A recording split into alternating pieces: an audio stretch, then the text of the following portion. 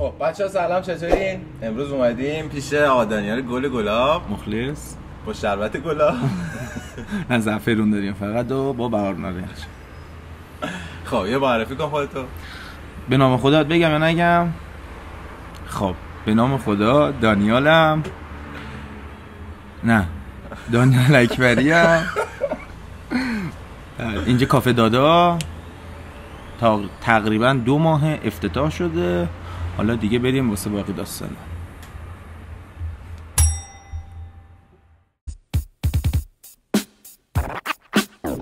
I see the crystal raindrops fall, and the beauty of it all is when the sun comes shining through to make those rainbows in my mind when I think of you sometime, and I want to spend some time with you. خب آقا دانیال چه خبر؟ شکر خدا، سلامتی شما؟ خوش میگذره؟ بد نیست. همه چی خوبه؟ همه چی که آره خوب شده. از کافه داشتن راضی یا نه؟ کافه داشتن که راضی، که عشق کار نیست، عشقیه که به این شغل دارم، دوستش هم دارم. بعد الان که توی ماه رمضونی به نظرت کاری که داری میکنی سخت نیست؟ آدما نمیان و فلان و... خب طبیعیه دیگه. صبح تا ساعت 5 بسته ایم، 5 میایم تا مغازه رو راه بندازیم و دستگاه رو روشن کنیم. 6 به بعد طبق روال همیشگی، ولی اونطوری که باید باشه نیست. اصلا خب مثلا همیشه نیست. چی شد که اصلا به این فکر افتادی که کافه رو راه بندازی؟ سوال جالبیه. چی شد که فکر کردم کافه رو بندازم؟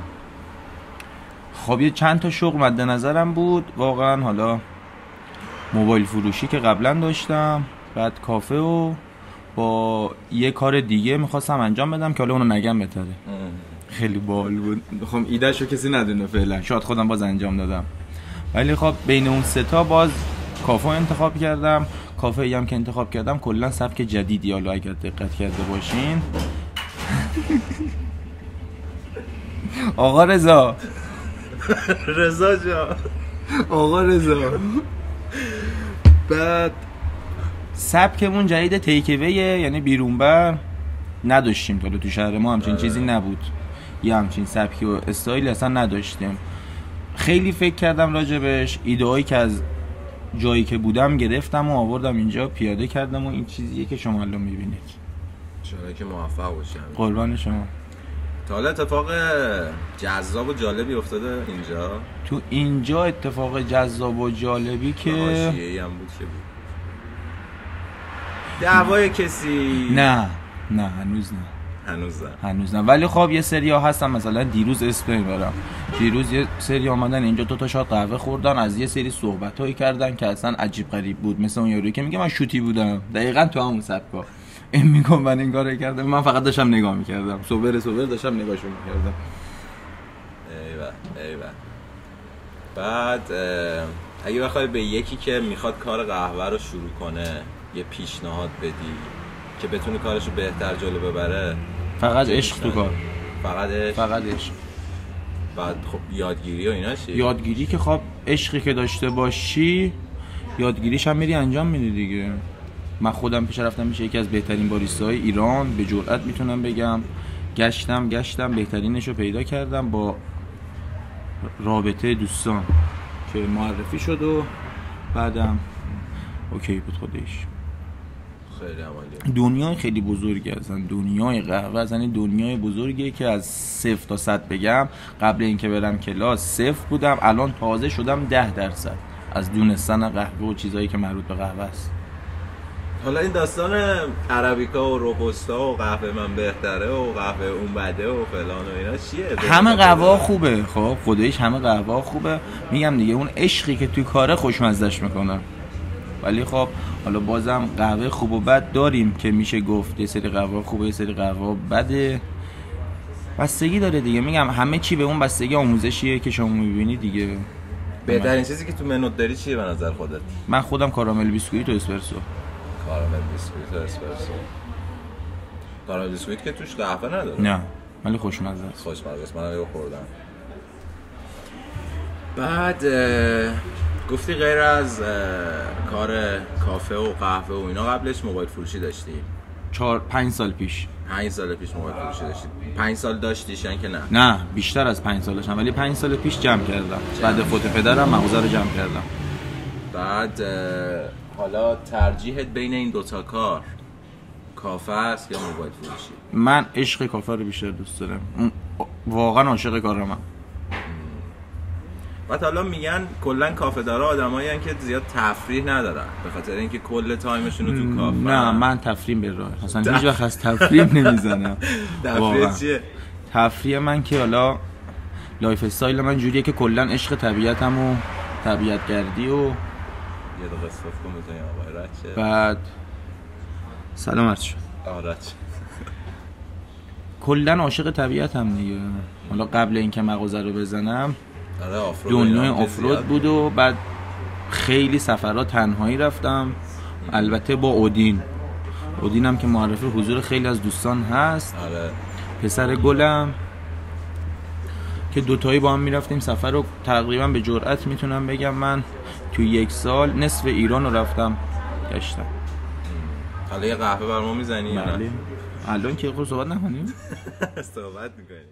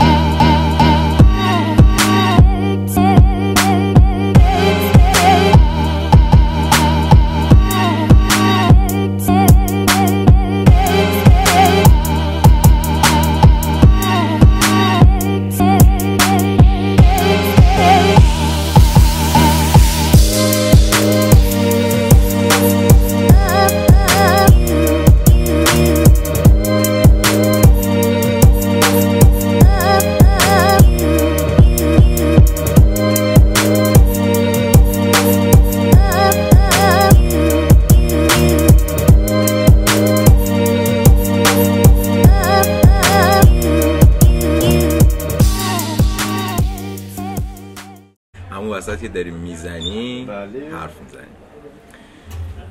کلا پروسه قهوه به نظر کار آسونیه یا کار سختیه؟ هیچ کاری آسون نیست، هیچ کاری.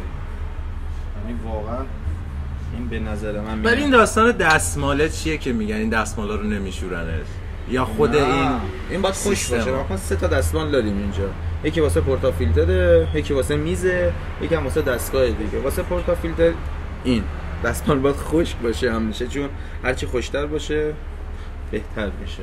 بعد حالا 100 رو واسه بزنم یا 70 عجیب سوال عجیب 100 بزنم. بله این قابم اگه بیفته خب قابش دوست میفته. قابم آره میفته.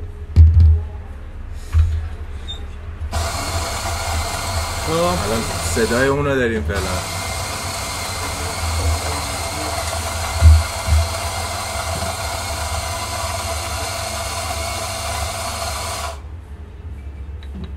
کسی تا حالا بوده اینجا قهوه‌تو بخوره و راضی نباشه و بگه دیگه نمیام پیشه؟ نه واقعا نه.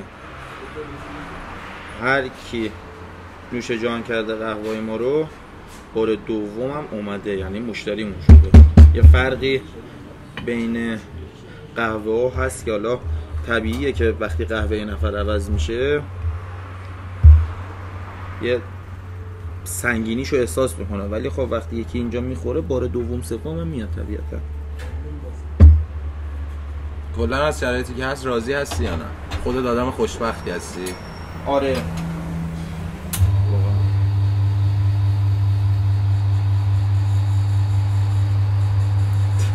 اسپرسو داری میزنی یا ریستو کارو نکیات قرار به دستش اسپرسو داره اشکال نداره.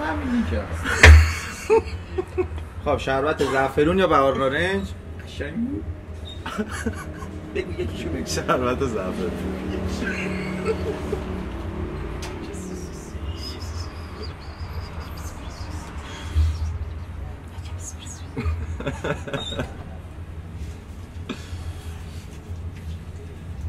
قرار بود نقاشی بکشی برام. بابا خود رو این لیوانا نمیشه نقاشی. اشکال نداره نقاشی اون وقت بکش روی یکیش. این خدمتش. خیلی ممنونم. خیلی ممنونم. خواهش میکنم. امیدوارم که بچه‌ها بیان و از قهوه‌ات استفاده کنن و عشق کنن.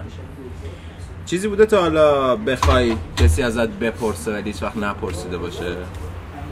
یعنی چی؟ یعنی یه چیزی تو دلت بوده باشه که منتظر یه سوالی بوده باشه. نه. هیچ وقت نبوده. نه. بعد چند وقته که اودینو داری؟ اودین 4 سال. 4 سال اودینو داری. اذیتت نکرده؟ اصلا. اون شب که گم شده بود. اون شب که گم شده بود که من دیگرگون ترین حالت ممکن بودم. بعد از فوت بابام که یکی از بزرگترین دردای زندگی من بود، دومی شده بود گم شدن اودین. واقعا با هم دیگه گم شده بودم. تامی اودین مقصر هستش. تامیه نمیتونم اینجا خورده با تامی راه بشم. یه سری چیزای جدیدم آورده بودی که من تو گرمسار ندیده بودم. این چیزا، این کوکیای اسفنجی ها اسمش چیه؟ کوکی یکی کنار شات قهوه داریم. نه اون اسفنجیه که روش شکلک داره. عجیبه. موچی خیلی هم بیمزه و خوشمزه است. عجیبه انگار تو این بیمزگی خوشمزه هم هست. آخه هیچی خاصی نداره. نمیدونم واقعا. وسطش چیزیه؟ لزجه. جالبه. واقعا عجیبه. عکس نداری ازش؟ عکس از موچی نه. ببینم بعداً اون وقت عکسشو برام بفرست بذارم تو ویدیو بچه‌ها ببینن. اینا بامزه است. خیلی میام در حین بیمزگی خوشمزه هم است. این ویدیوهایی که توی اینستاگرام درست کرده بودی داستانش چی بود؟ خب اونی که اومده بود میگفتش که چی قهوه‌تون چی نداره؟ چیز میگفت قهوه دوپیو کلمبیا گرید ایر پلاس چی تو همچین چیزایی بود. خب اینا همش کپی برداریه. واقعا کپی برداری کردیم این، ولی خب بازم یه سری تغییر تحولات داشت که یعنی توی گرمسار کسی رو نداریم که بیاد مثلا یه همچین سوالی کنه. نه ولی هستن میان. ولی خب تا حالا نشده کسی بیاد ایراد بگیره مثلا از قهوه و اینا، مثلا بگه اوور شد و منم در جوابش بگم نه بگو. قلم حرف میزنی. هنوز نشده. واقعا هنوز نشده. جالبه. دوست داری تا کی این کار ادامه بدی؟ تا وقتی که نمیدونم واقعا. من شاید شغل آخرم باشه چون سنمونم سنی نیست که بخوایم هی تغییر شغلی ایجاد بدیم و اینا. ولی خب دوستش دارم، واقعا دوستش دارم. ولی خب اینم بگم شعبه های کافه دادا بیشتر میشه با چیزی که من پیش رو یعنی دارم انجامش میدم. تو شهرهای دیگه مطمئنا انجامش میدم. آره قطعا. حالا گرمسار یه ذره فکر کنم کلا پتانسیلش تو این قضیه پایینه چون شهر کوچیکه. حالا شاید تو گرمسارم یکی دیگه بزنم همین کافه دادا رو، ولی کن تو شهرهای دیگه مطمئنا امسال که بگم 1403 نه، ولی خب در سالهای آینده بدون شک انجامش میدم. یه ایده هم داشتی که قهوه رو بفرستی دم در تو محل کار تو خیابون امام میفرستم. این کارو میکنی؟ آره. بچه‌ها حواستون باشه. آره. دنبال شاگرد خوبم. آره یه شاگرد خوب واسه تابستون که حتما ارسال میشه. قبل عیدم انجام دادیم ولی خوردیم به ماه رمضون دیگه. این 2 روز آخر رو فقط اومدیم. متاسفانه. ماه رمضون هم داره تموم میشه. چیزی آخرش عجیبه. نه فقط 24 تموم میشه. آره بابا. خیلی مونده. الان چند مدل قهوه داری؟ 4 مدل. میگی برامون؟ 50 50 عربیکا 50 روبوستا 70 روبوستا 30 عربیکا، 100 روبوستای دارک، 100 روبوستای مدیوم. کدوم از همه کافئینش بیشتره؟ دارک. بیشتر ورزشکارام که فکر کنم مدیوم و دارک و بیشتر ورزشکارا میخورن. یعنی عموم شهر ما همه دارک و با مدیوم، یعنی فول کافئین، فقط فول کافئین. یعنی 50-50 شاید اصلا یه چیزی بگم 50-50 شاید از هر 10 تا مشتری یه دونم نمیاد، از هر 100 تا یه دونه 50-50 میخوره واقعا. حالا از اونجایی که تو خودت کلا شخصیتت خیلی فانه، یه داستان جالب برامون تعریف کن. حالا به کافه هم ربط نداشت. داستان جالب؟ تو داستان زیاد تعریف میکنی، میگی فلانی این کارو کرد، فلانی اون کارو کرد.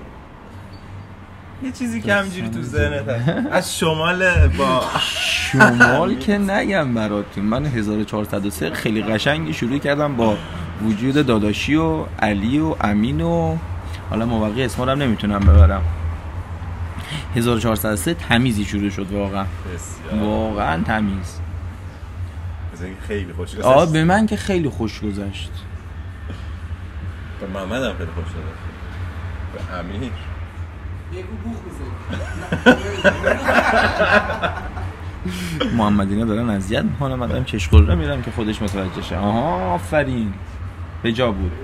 داستان جالب. آخه من خیلی داستان دارم، یعنی هر چیزی که میشه گذشته برمیگردم همش خاطره خنده‌دار و اینا. ولی خب خنده‌دارترین خاطره‌ای که تو این 1403 رو بخوام بگم، داداشی نمیدونم بود یا نه، داداشی رفته و طبقه بالا خوابیده بود، ما پایین خوابیده بودیم. حسابشو بکن توی خونه 50 نفر، هندل کردن 50 نفر خانواده با بچه خیلی خدایی سخته. بعد همه آقایون و همه خیاری خوابیده بودیم. این خور و پف کردنه اصلا نگم برات بود. خونه همش رو هوا بود. بعد تو اون سر صدا داداشی من نمیدونم چجوری میخوابید. عجیب بود، خیلی عجیب بود. کلا خوب میخوابه اصلا نگاه کن، خور و پف ماشاءالله، هزار ماشاءالله، انگار زلزله داره میاد. فامیلای ما هم که همه فیلمش هم دارم ولی نمیتونم بذارم هیچ وقت. قابل پخش نیست. فامیل ناراحت میشه. از اونجایی که من تقریبا فکر کنم سوالام و چیزایی که دوست داشتم بپرسم ازت تموم شده، میخوام از بچه‌ها بخوام هر کدوم یه سوال از دانیال بپرسن و اینو به ویدیو اضافه کنیم که اونقدر طولانی نشه که بچه‌ها حوصله‌شون سر بره. حالا کدومتون اول میپرسه؟ حمید اول. داداشی. نه داداشی باید. من داداشی نه، من دیگه جواب نمیدم. اول آقای صحبا. امیر جان بفرما. پس داداشی گوشیش زنگ خورد. چون ممکنه صدات نیاد. ها بیا جلوتر از صدات بیفته اگه دوست داری. آره. بیا خجالت نکش. با عینک بیا. عینک دودی بزن. نه جلوم نیومدی بپرس. یه سوالی که از دانیال داری، حالا یا راجع به کافه یا خارج از کافه. نور خیلی بهتر شد فکر کنم. ارادت سال مبارک. شبای ما رمضون بستگی داره دیگه، خیابون چجوری باشه، خلوت باشه ما هم زود میریم، شلوغ باشه ما هم هست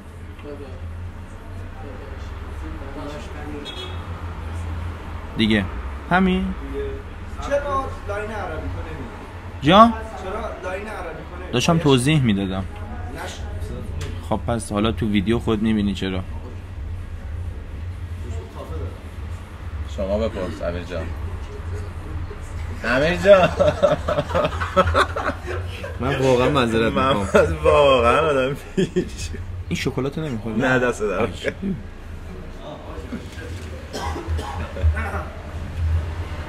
همین جان شما میتونی اگه سوال داماده است. میگم بعد اون قضایای سخت و زندگی سخت و بعد الان رسیدم به این آرامشه و حسی چیه؟ واقعا حس خیلی خفنیه. من یه کامبک به عقب بزنیم، یه گذشته که نمیشه گفت، یه سری سختی‌های خیلی بزرگی تو زندگیم داشتم، یه سری چالش‌ها باش مواجه شدم که واقعا هم منو قوی تر کرد، هم منو سخت تر کرد، هم منو چشمو به دوروبر باز کرد. یعنی میگم سختی فقط اطرافیان نزدیک هم میدونن چه بلایی سر من اومد. ولی خب خیلی خوب بود که الان به این نقطه آرامش رسیدم. خیلی هم دارم لذت میبرم ازش. آره عجیب، واقعا عجیب. من یه سوال دارم راجع به کار. سخت‌ترین چالش استارت این کافه چی بود؟ سخت‌ترین پیدا کردن مغازه. سخت‌ترین چالشش پیدا کردن مغازه بود. بعد ناگفته نماند این دیزاین مغازه رو 0 تا 100 رو خودم، یعنی همش ایده خودم بود. یعنی از اون پیچی که گرفته تا دم و دستگاه و ترکیب رنگ و اینا هیچ ایده‌ای از هیچ جا نگرفتم، فقط فکر خودم. چون برای همینم از قشنگ شده. آره چون عشقشو داشتم سعی کردم خفن‌ترین و جالب‌ترین چیز رو تو کارم ارائه بدم دیگه. به نظرم ترکوندی واقعا.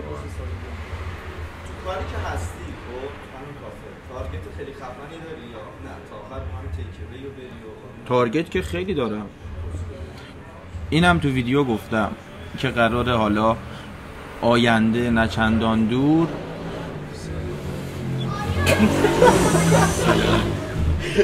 ویدیو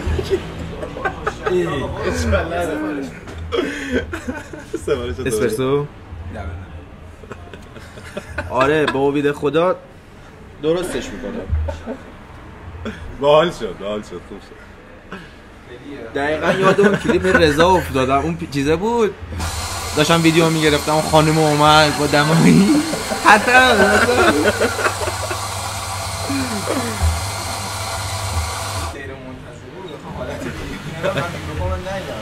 فدای سره.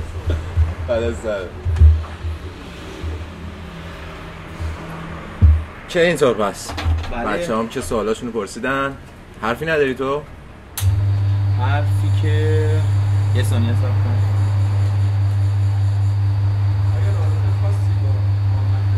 بله با رنگ و با یه سری چیزا ارتباط خوبی دارم. من عاشق رنگارنگم. بعد پاهای ورزشکاری هم من دوست دارم. پاهای ورزشکاری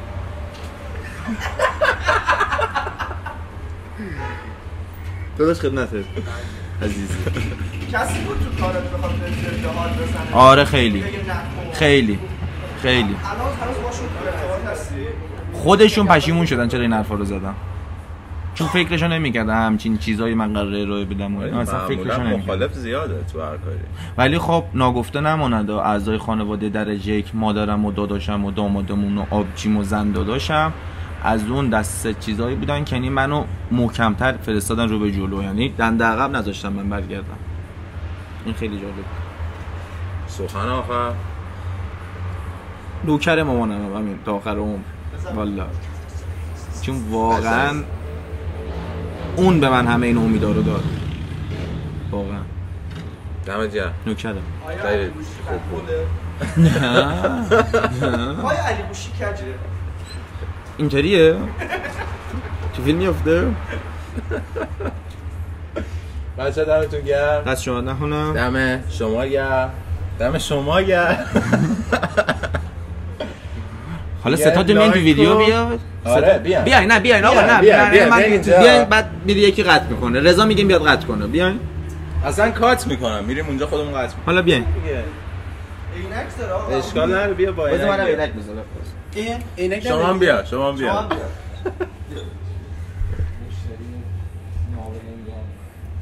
بس. دمتون گرم بچه. خیلی ممنون.